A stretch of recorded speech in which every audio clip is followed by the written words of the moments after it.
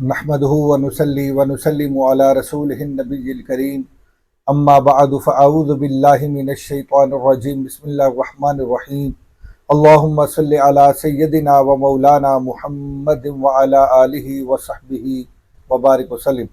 معزز طلباء و طالبات و معزز سامعین گرامی، السلام علیکم ورحمۃ اللہ وبرکاتہ۔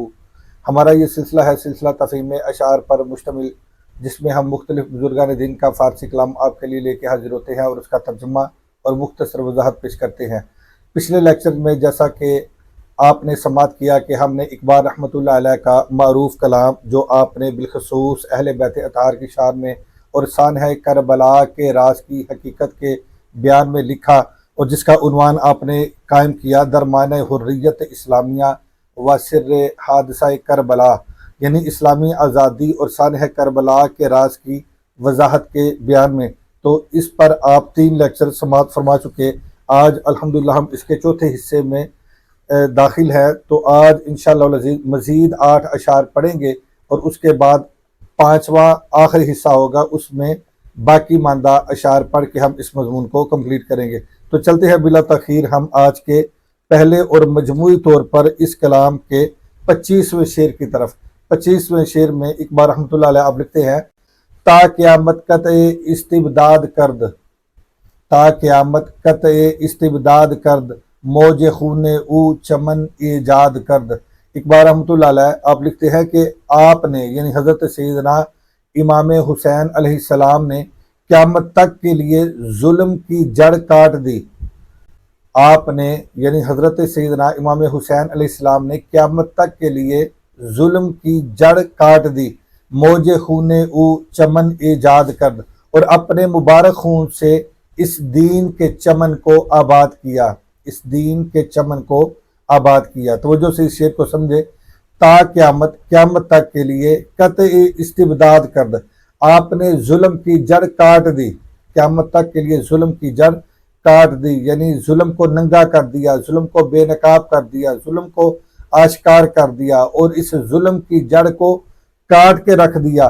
موج خون او چمن ایجاد کر، اور آپ کے مبارک خون سے، موج خون او، اور آپ کے مبارک خون سے، یعنی اپنے مبارک خون سے چمن ایجاد کر، دین کے چمن کو آباد کیا، یعنی اپنی شہادت پیش کر کے اس دین کو اور دین کی عزت اور آبرو کو بچا لیا، اور اس چمن کو آپ نے آباد کیا۔ تو چلتے ہیں آج کے دوسرے اور مجموعی طور پر اس مضمون کے 26ویں شعر کی طرف۔ اقبال رحمۃ اللہ علیہ 26ویں شعر میں لکھتے ہیں: بحر حق در خاک و خون غلطیدہ است، پس بنائے لا الہ گردیدہ است، پس بنائے لا الہ گردیدہ است۔ اقبال رحمۃ اللہ علیہ آپ لکھتے ہیں کہ حق کی خاطر آپ خاک و خون میں تڑپے ہیں، حق کی خاطر، دین حق کی خاطر آپ خاک و خون میں تڑپے ہیں، اسی وجہ سے آپ کلمہ توحید کی بنیاد بن گئے، اسی وجہ سے آپ کلمہ توحید کی بنیاد بن گئے۔ باہر حق، حق کے لیے، حق کی خاطر، دین حق کی خاطر یا اللہ پاک کی خاطر، در خاک و خون، اللہ کی رضا کی خاطر آپ خاک و خون میں، غلطیدہ است کا بنا ہوتا ہے وہ تڑپا ہے، یعنی آپ خاک و خون میں تڑپے ہیں۔ مراد یہ کہ آپ نے اپنی شہادت پیش کی ہے، اللہ کی رضا کے لیے اپنی شہادت پیش کی ہے، اس دین حق کی عزت و آبرو کے لیے اپنی شہادت پیش کی ہے۔ پس بنائے لا الہ گردیدہ است، اسی وجہ سے بنائے لا الہ، لا الہ الا اللہ محمد رسول اللہ صلی اللہ علیہ وآلہ وسلم کی بنیاد، یعنی کلمہ توحید کی بنیاد گردیدہ است آپ بن گئے۔ آپ کلمہ توحید کی بنیاد بن گئے اسی وجہ سے، کیونکہ آپ نے دین حق کے عظمت، شان اور اس کے دفاع کے لیے آپ نے اپنی شہادت پیش کی ہے۔ تو یہ سیکنڈ مصرع جو ہے، پس بنائے لا الہ گردیدہ است، یہ شعر، یعنی اس شعر کا جو دوسرا مصرع ہے، اس کا مفہوم ایک مشہور ربائی سے لیا گیا ہے۔ مشہور ربائی ہے جو حضرت سیدنا خواجہ معین الدین چشتی اجمیری رضی اللہ تعالیٰ عنہ آپ کی طرف منسوب ہے کہ یہ آپ کی ربائی ہے، جبکہ بعض کا کہنا یہ ہے کہ یہ کسی اور معین الدین نامی شاعر ہے، یہ اس کی ربائی ہے۔ ربائی بڑی مشہور ہے، بڑی معروف ہے، اور ربائی یہ ہے کہ شاہ است حسین، پادشاہ است حسین، دین است حسین، دی پناہ است حسین، سرداد نہ داد دست در دست یزید حقا کے بنا لا الہ است حسین. تو اس ربائی سے یہ سیکنڈ مصرع اخذ کیا گیا ہے. پس بنا لا الہ گردیدہ است. پس اسی وجہ سے آپ کلمہ توحید کی بنیاد بن گئے. تو چلتے ہیں آج کے تیسرے اور مجموعی طور پر اس مضمون کے 27ویں شعر کی طرف. اقبال رحمۃ اللہ علیہ آپ لکھتے ہیں مدعایش سلطنت بودے اگر خود نہ کر دے باچنی سامان سفر. خود نہ کر دے باچنی سامان سفر. آپ لکھتے ہیں کہ اگر آپ سلطنت کے خواہش مند ہوتے، یعنی حضرت سیدنا امام علی مقام حضرت سیدنا امام حسین علیہ السلام اگر سلطنت کے خواہش مند ہوتے، خود نہ کر دے باچنی سامان سفر، تو آپ اتنے تھوڑے سامان کے ساتھ کبھی سفر نہ کرتے، بلکہ ایک بھاری لشکر اپنے ساتھ لے کے چلتے. اگر جنگ کا ارادہ ہوتا اور سلطنت حاصل کرنا مقصود ہوتا تو پھر اتنے تھوڑے لوگوں کے ساتھ، اتنے تھوڑے افراد کے ساتھ، اتنے قلیل سامان کے ساتھ آپ کبھی سفر نہ کرتے. مدعایش آپ کا مدعا یا آپ کی خواہش سلطنت بودے اگر سلطنت حاصل کرنا ہوتا، حکومت کرنا ہوتا اور بادشاہ بننا ہوتا، خلیفہ بننا ہوتا، اگر آپ کی یہ خواہش ہوتی خود نہ کر دے باچنی سامان سفر، تو آپ اتنے تھوڑے سامان کے ساتھ کبھی سفر نہ کرتے. چلتے ہیں آج کے چوتھے اور مجموعی طور پر 28ویں شعر کی طرف. 28ویں شعر میں اقبال رحمۃ اللہ علیہ آپ لکھتے ہیں دشمنا چو ریگ صحرا لا تعد دوستان او بیزدہ ہم عدد. آپ لکھتے ہیں کہ آپ کے دشمن صحرا کی ریت کے ذروں کی مثل بے شمار تھے. دشمنا چو ریگ صحرا، صحرا کی ریت کے ذروں کی مثل، لا تعداد تھے. یعنی یزیدی جو آپ کے دشمن تھے، یزیدی یا یزید کی فوج، آپ کے دشمن لا تعداد تھے. صحرا کی ریت کے ذروں کی مثل بے شمار تھے آپ کے دشمن. جبکہ دوستان او بیزدہ ہم عدد، جبکہ آپ کے دوست یعنی جو آپ کے ساتھ تھے، اس قافلہ میں شریک تھے، جنہوں نے آپ کے ساتھ سفر اختیار کیا، وہ یزدہ کے ہم عدد تھے. وہ اتنے ہی تھے جتنے یزدہ کے اعداد ہیں. یزدہ کے اعداد ہیں. یزدہ یہ اللہ تعالیٰ کے لیے لفظ استعمال ہوتا ہے، یزدہ یعنی خدا تعالیٰ. تو دوستان او بیزدہ ہم عدد، تو آپ کے دوستوں کی تعداد، آپ کے صاحبوں کی تعداد وہ یزدہ کے عدد کے برابر تھی. اور ابیت کے قاعدے کے مطابق یزدہ کے 72 عدد بنتے ہیں. 72 عدد بنتے ہیں. دیکھیں یا، زا، دال، الف اور نون، یہ کتنے بن گئے؟ 2 3 4 5 5 حروف ہیں. یزدہ 5 حروف ہیں اور ان کے اعداد اگر نکالیں تو یا کے عدد بنتے ہیں 10، زا کے عدد بنتے ہیں 7، اور اسی طرح دال کے عدد ہیں 4، الف کا عدد ہے 1 اور نون کے اعداد ہے 50. تو یہ ٹوٹل 72 اعداد بن گئے.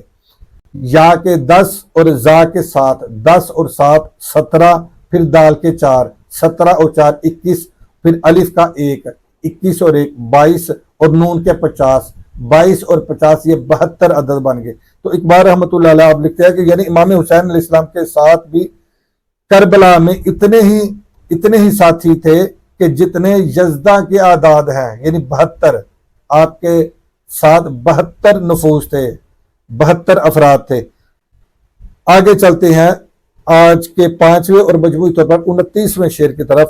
29ویں شعر میں اقبال رحمۃ اللہ علیہ آپ لکھتے ہیں سر ابراہیم و اسماعیل بود یعنی اجمال را تفصیل بود. آپ لکھتے ہیں کہ حضرت امام حسین علیہ السلام آپ حضرت سیدنا ابراہیم علیہ السلام اور حضرت سیدنا اسماعیل علیہ السلام کی قربانی کا راز تھے. امام علی مقام امام حسین علیہ السلام حضرت ابراہیم علیہ السلام اور حضرت اسماعیل علیہ السلام کی قربانی کا راز تھے، ان کی قربانی کا راز تھے. سر ابراہیم و اسماعیل بود، آپ حضرت ابراہیم و حضرت اسماعیل علیہ السلام کی قربانی کا راز تھے. یعنی اجمال، یعنی وہ اجمالی قربانی تھی. یعنی اجمال را تفصیل بود، وہ اجمالی قربانی تھی. اور یہ یعنی کربلا کے میدان میں حضرت سیدنا امام حسین علیہ السلام کی قربانی اس اجمالی قربانی کی تفصیل تھے، اس اجمالی قربانی کی یہ تفصیل تھی. یعنی اس اجمالی قربانی کی یہ قربانی تفصیل تھی۔ مراد یہ کہ حضرت سیدنا اسماعیل علیہ السلام کی چونکہ قربانی کی نوبت پیش نہ آئی، اگرچہ مکمل سامان اور تیاری کے ساتھ آپ تشریف لے گئے، لہٰذا یہ معاملہ اجمال کی منزل میں رہا، یہ معاملہ اجمال کی منزل میں رہا، اور امام حسین علیہ السلام نے اس اجمال کی تفصیل کر دی، آپ نے اس کی شرح کر دی، تفصیل کر دی۔ تو چلتے ہیں آج کے چھٹے شعر کی طرف۔ آج کا چھٹا اور مجموعی طور پر اس مضمون کا 30واں شعر ہے۔ اقبال رحمۃ اللہ علیہ 30ویں شعر میں لکھتے ہیں: عزم او چوں کوہ سارا استوار، پائیدار و تند و تیز و کامگار۔ آپ لکھتے ہیں کہ آپ کا عزم پہاڑوں کی طرح مضبوط تھا، آپ کا عزم پہاڑوں کی طرح مضبوط تھا۔ عزم او چوں کوہ سارا استوار، آپ کا عزم، آپ کا ارادہ یہ پہاڑوں کی طرح مضبوط تھا، پائیدار و تند تیز و کامگار، پختہ، تیز اور کامیاب تھا۔ تو چلتے ہیں آج کے 7ویں اور مجموعی طور پر 31ویں شعر کی طرف۔ تو کیوں آپ کا عزم پہاڑوں کی طرح مضبوط تھا، پختہ تھا، تیز تھا، کامیاب تھا؟ کیونکہ تیغ بہر عزت دین است و بس، مقصد او حفظ آئین است و بس۔